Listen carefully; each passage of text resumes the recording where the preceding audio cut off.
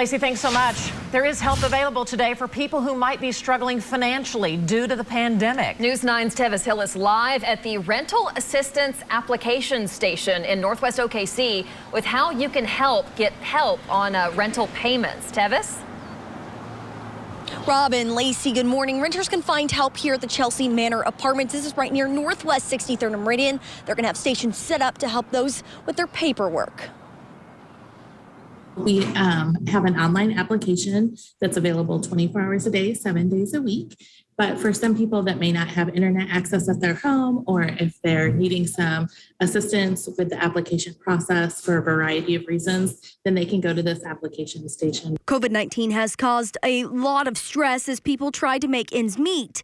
But Community Cares Partners has more than $100 million to give out to help with rent payments or utilities. We actually have about a 6 to 8 week lead time to get those applications processed and get somebody reaching out to them. Utility assistance does process usually faster than rent. Renters who need the assistance need to bring an ID, a check stub, or other proof of income, a copy of their lease, and a utility bill.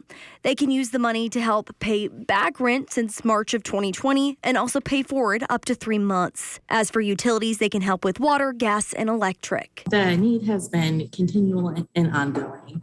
And while the moratorium helped keep people in their homes on a temporary basis, we are certainly seeing a rise since that has ended as well. Now, they're asking that if you already have questions about the status of your application that you've already submitted, Community Cares Partners says to go on their website, that they'll have all the answers there. But if you do need help with your application, you can come here from 4 to 8 today.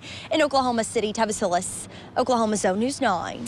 Starting on Monday, international travelers coming to the U.S. will have to show their vaccination card and prove a negative COVID-19 test. That test will have to be taken 3 days before boarding the flight. Those who are not vaccinated will have to test no more than 1 day before boarding.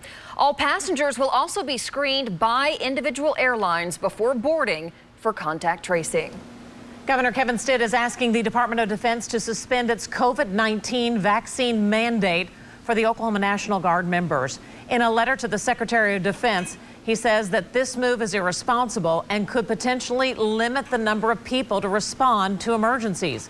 The governor's office estimates 800 Guard members, or 10% of the force, have not or will not be getting vaccinated. Right now, Governor Stitt is in Mexico City meeting with members of the U.S. Embassy. This is to prepare for the first Mexican consulate to come to the heart of Oklahoma. Our reporter Storm Jones is live in Mexico City on this trip. Storm, good morning to you. What's on the agenda today for the governor?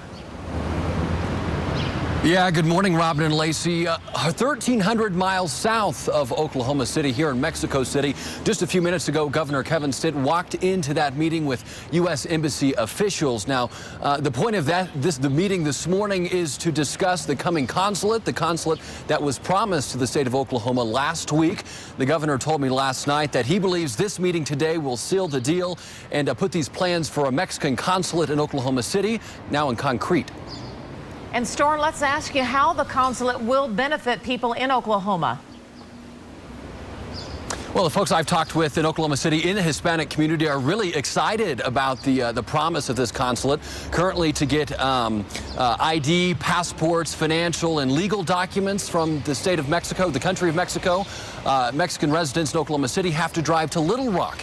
So the Hispanic population and Mexican descendant population in Oklahoma City is growing so fast. Folks say this is needed and will only become more needed in the future.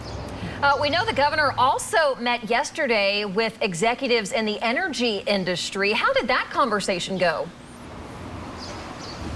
Yeah, the governor met with 8 energy industry executives last night over dinner, and really he met with some companies that already have ties to Oklahoma. But the governor said, look, he's a businessman and he's about making deals, and that's what he's doing here in Mexico this week. Now in day 2 of the 3-day, 2-night trip for the governor, and he expects to have more of those meetings to sit down face to face with folks he believes will strengthen Oklahoma's economic and diplomatic ties with Mexico. Storm Jones reporting in Mexico City live for us. Thanks so much. We'll look for your reports later through the day here on 9.